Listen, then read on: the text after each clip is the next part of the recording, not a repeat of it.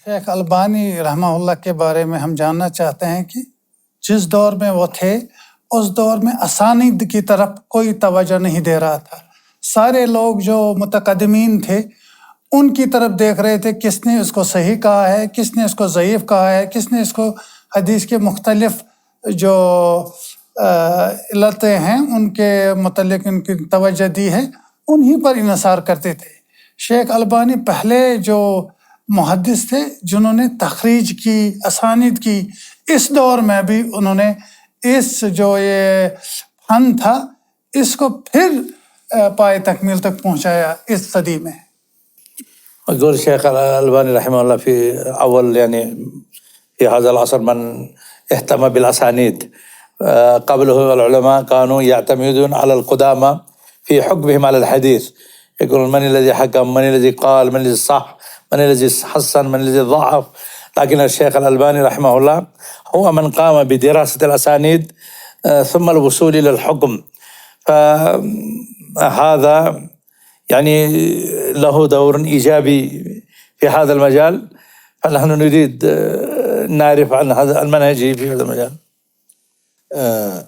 أقول علماؤنا، علماء الإسلام المحدثين على مر العصور لا شك جهودهم عظيمة وكبيرة في كتب العلل، الكتب المصنفة الأحاديث الضعيفة والموضوعة، وكتب التخريج نصب الراية والبدر المنير وغيرها، كتب كثيرة من الكتب من عنايات أهل العلم في التخريج وبيان الحكم على الأحاديث. كان موجود هذا في تلك العصور، لكن بعد ذلك مر فترة أصاب العالم الإسلامي فتور كبير وغفلة شديدة عن هذا الباب، فالشيخ أحيا هذا الشيء الذي كان هو أصل موجود عند أئمة الإسلام، ولم يأتي بشيء جديد في هذا الباب، لكن أحيا ذلك الحرص والعناية والبحث والتفتيش في حديث النبي صلى الله عليه وسلم.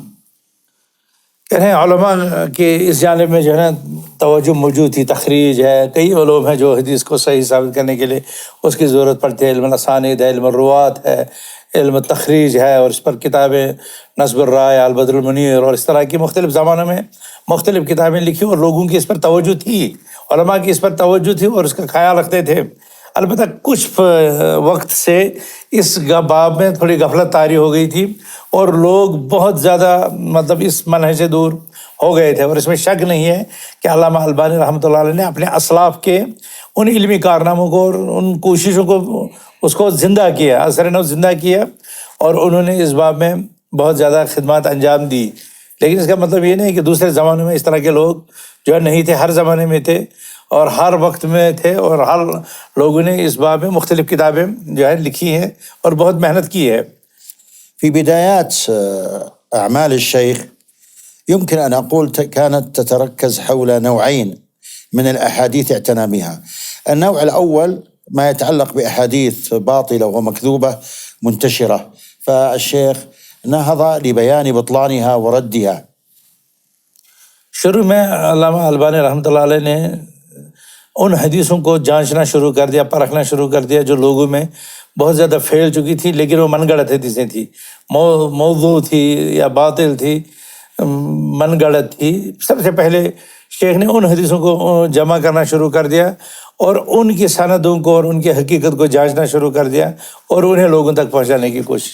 القسم الثاني تنبيهه وتذكير الأمة بأحاديث صحت نسبتها إلى النبي صلى الله عليه وسلم، مثل أحاديث المستقبل للإسلام، أحاديث عناية الإسلام بالرحمة في جوانب بالحيوان والرفق بالحيوان، الرد على من يزعم أن الغرب هم الذين يعتنون بهذا باسم الرفق بالحيوان وعندهم جمعيات خاصة، بيان أن الإسلام سابق لهؤلاء بكثير.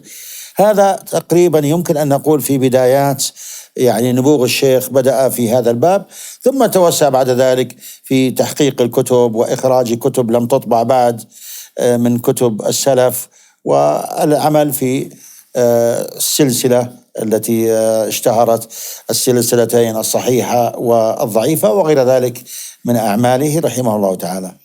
है। शुरू में शेख ने जो है जिस एक और चीज़ की तरफ तवज्जो दी, वो ये है कि बहुत से मौज़ूआत थे जो हुकूक इंसानी के ज़ुमरे में आते हैं, हैवानात के हुकूक आते हैं, नरमी और अच्छे अखलाक किसी के साथ अदा करने का की बारी जब आती है, तो शेख ने इसमें इस्लाम के मौक़िफ़ को और सही सुन्नत से इनकी हकीकतों को उजागर किया और उन लोगों पर रद्द किया जो ये कहते थे कि नहीं, दुनिया को जो है हैवानों के हुकूक या औरतों के हुकूक या इस तरह के जो है कमज़ोर तबकों के हुकूक मगरिब ने सिखाया है। शेख ने अहदीस की रोशनी में ये साबित किया कि ये इस्लाम की देन है दुनिया को। इस्लाम ने रहमत और रिफ़्क़, नरमी, मियाना रवी और सादगी और इन चीज़ों के साथ हुस्न खुल्क़ को इसको जो है सिखाया और शेख ने इस चीज़ को उजागर किया।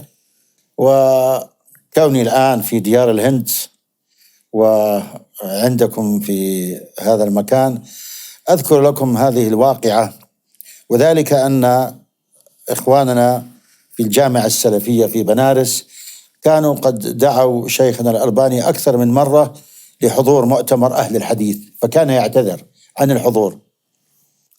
मेरे इस खत्ते में मौजूद होने की वजह से मैं एक वाक़या आपको सुनाना चाहता हूँ। वो ये है कि इस खत्ते में जामिया सलफ़िया बनारस वाक़ है और जामिया सलफ़िया बनारस ने कई दफ़ा शेख साहब को दावत दी कि वो हमारी कॉन्फ्रेंस में तशरीफ़ लाएँ لكي يترأس يعني تلك الجلسات في المؤتمر. فبعد اعتذارهم أرسلوا إلي وطلبوا مني أن أكلم الشيخ في هذا ولعله يعني يقتنع يعني بكلامي ويذهب الشيخ للحضور. उसके बाद जब उन्होंने शेख से कई दफ़ा राब्ता किया ताकि वो जामिया सलफ़िया में मुनाक़िद होने वाली कॉन्फ्रेंसों के बाज़ जलसों की सदारत फरमाएं, तो शेख ने कोई जवाब नहीं दिया, माज़रत की। फिर उन लोगों ने मुझे लिखा ताकि मैं उनकी सिफारिश शेख साहब से कराऊं और फिर मैं जाए शेख साहब के पास गया और उसको मनवाने की कोशिश की। كلمت الشيخ رحمه الله تعالى وتعجبون لماذا اعتذر الشيخ. फिर मैंने शेख साहब से बात की और उन्हें हाजिर होने पर आमादा करने की कोशिश की, लेकिन शेख ने माजरत की और आपको ताज्जुब होगा जब आपको माजरत की वजह मालूम होगी। الشيخ رحمه الله تعالى قال إخواننا أهل الحديث عندهم من الغلو في الحب والألقاب ونحو ذلك، فأنا لا أتحمل هذا المدح وهذا الثناء، وهذا كان سبب اعتذاره رحمه الله تعالى. अल्लाह अकबर। ये ज़ुबैर साहब के लिए भी है। ये कह रहे हैं कि शेख अल-अलबानी रहमतुल्लाह ने जो माज़रत की वजह बताई, उन्होंने कहा कि बरसगीर में जो उलमा अहले हदीस हैं ये तारीफ़ में बहुत आगे चले जाते हैं, तारीफ़ में गुलू की हद तक जाते हैं, और उन्होंने कहा कि ये पता नहीं मेरे साथ भी क्या क्या अलकाब जोड़ देंगे, क्या क्या गुलू कर देंगे, तो मैं अपने आप को उससे बचाना चाहता हूँ। और इसी तारीफ़, ज़्यादा तारीफ़ से बचने के लिए शेख अल-अलबानी रहमतुल्लाह अलैह ने जामिया सलफ़िया की कॉन्फ्रेंस में शिरकत से माज़रत की। وهكذا العلم، حقيقة العلم يجعل صاحبه يعني فيه من التواضع لله عز وجل، وفيه يعني من عدم الاستماع إلى الثناء والمدح الذي فيه الغلو وغير ذلك إلا لضرورة كما نعرف حول هذه المسألة. कह रहे हैं कि हकीकत में यही है कि इल्म इंसान को तवाज़ु और नरमी और आजिज़ी सिखाता है, और ये इंसान को इस तरह की तारीफ़ात से बेनियाज़ कर देता है। और हकीकत यह है कि उलमा जो है बेजा मदा सराई और इस मामले में मुबालगे से काफ़ी बचने की कोशिश करते थे, एहतियात की करते थे। अलबत्ता अगर किसी जगह किसी मजलिस की ज़रूरत के तकाज़े के मुताबिक कुछ तारीफ़, थोड़ी बहुत तारुफ के तौर पर कोई तारीफ़ की जाए तो शायद उसमें कोई हर्ज ना हो, लेकिन इस मामले में ज़रूरत से ज़्यादा मुबालगा आमीज़ी दुरुस्त बात नहीं।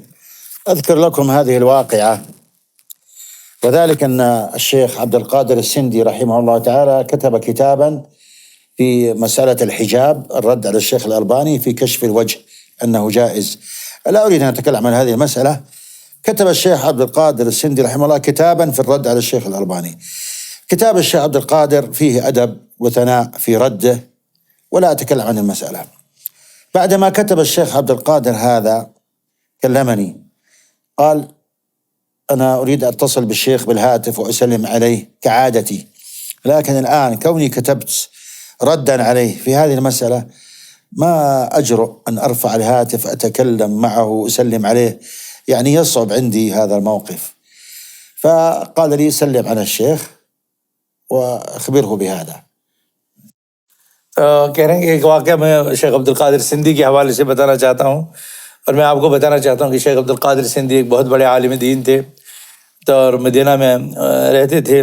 तो कि ये उनका वाक़या सुना रहे हैं कि उन्होंने अल्लामा अलबानी रहमतुल्लाह अलैह, क्योंकि अल्लामा अलबानी चेहरे गिताल वजह है ने माँ कहने, तो शेख अलबानी रहमतुल्लाह अलैह चेहरे को हिजाब में दाखिल नहीं समझते, और अल्लामा अब्दुल कादिर सिंधी ने يعني راه سنة وليس بواجبا. शेख अलबानी रहमतुल्लाह अलैह कहते हैं कि चेहरे को पर्दे में दाखिल करना सुन्नत है, वाजिब नहीं है, जबकि शेख अब्दुल कादिर सिंधी का मौक़िफ़ था ना ये वाजिब है, औरत को चेहरे का पर्दा करना ज़रूरी है।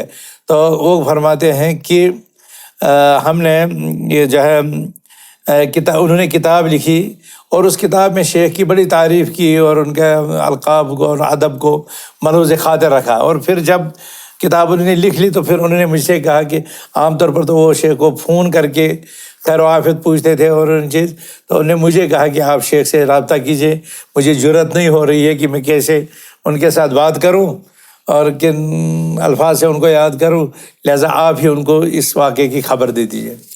كلمت شيخنا لما ذهبت إلى الأردن وزرته وقلت له يسلم عليك الشيخ عبد القادر السندي ويعتذر، ولهذا لا يتصل معكم بالهاتف ويسلم عليكم.